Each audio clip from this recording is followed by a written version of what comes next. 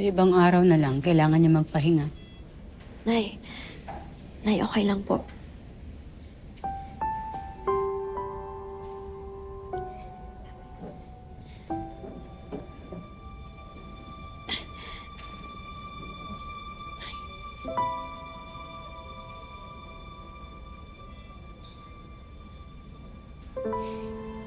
Nalinis mo na pala.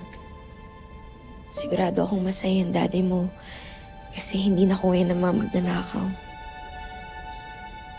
Hindi nila nakuha dahil sa'yo. You risked your life for this. Sa isang bagay na mahalaga sa akin. Sobrang na-appreciate ko yun, Jenny. Sa kabila ng lahat ng ginawa ko sa'yo, you didn't hesitate to help me. Now I know why everybody loves you. Because you're a good person. Salamat, Jenny. I'm sorry sa lahat na nagawa ko sa'yo. And thank you for saving me earlier. Ginawa ko lang yung tama, Megan. Who would have thought na itong kwintas lang pala na to yung magpapalapit sa atin? Si Daddy lang pala yung mapagbati sa atin dalawa. Starting today, hindi na kita iiwan. Mapa-stage man or as your friend. Sabi mo? Friends? Friends?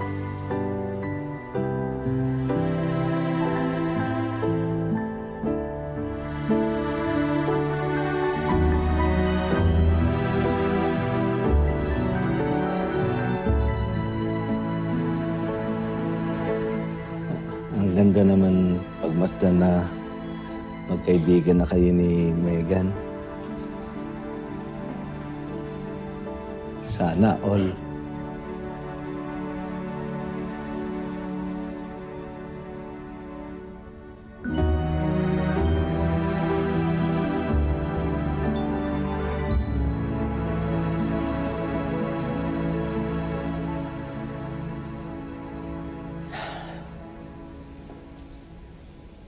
Jenny, salamat sa pagligtas mo kay Megan. Hindi mo siya pinabayaan. Napakabuti ng puso mo. Wala nga naman po, Miss Dara. Hindi rin naman po ako pinabayaan ni Megan eh. Tsaka, kahit naman po siguro sino, pag nakita nila na may nalagay sa panganib, tutulungan nila, di ba? No. They will not risk their life like you did. Megan's right. Hindi basta-basta yung ginawa mo. It just shows